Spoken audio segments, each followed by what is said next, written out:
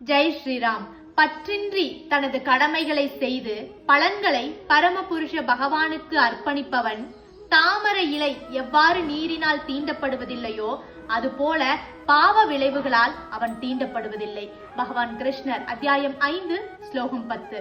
இப்பிறவியில நமக்குன்னு ஒரு கடமை இருக்கும், நமக்குன்னு ஒரு செயல் இருக்கும். அது செய்யும் போது அதிகமான பற்றுதல் இல்லாம அந்த செயல்னால வரக்கூடிய அனைத்து விளைவுகளும் இறைவனை சார்ந்தது அப்படின்னு சொல்லி ஒருத்தங்க அந்த செயலை செய்யும் பொழுது அந்த செயலினால் வரக்கூடிய விளைவு தாமரை இலை மேல எப்படி நீரால தீண்ட முடியாதோ அந்த மாதிரி அந்த விளைவுகளால் வரக்கூடிய எந்த ஒரு வினையும் நம்மளை தீண்டாது அப்படிங்கறது தான் இந்த ஸ்லோகத்து மூலமா பகவான் கிருஷ்ணர் சொல்லியிருக்காருங்க. என்கிட்ட ஒருத்தவங்க ஒரு கேள்வி கேட்டாங்க, எப்படி பற்றுதலே இல்லாம ஒரு வேலையை செய்யறது, நம்மளும் மனுஷங்க தானே அப்படின்னு கேட்டாங்க.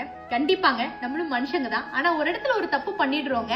அன்பு, பாசம், ஆசை, பற்றுதல் அப்படிங்கறது அளவுக்கு அதிகமா வச்சிடறோம். அளவுக்கு அதிகமா வைக்கும் பொழுது மனிதர்களுடைய இந்த சின்ன மனசுக்கு பேராபத்து வந்துருதுங்க. அதனாலதான் எல்லாத்தையும் அளவா வச்சுக்கிட்டோம் அப்படின்னா இன்பம் துன்பம் அப்படிங்கறது எல்லாமே கடந்து போகும். இந்த நிலையும் மாறும். அதை மட்டும் நம்ம மனசுல வச்சுக்கணும்.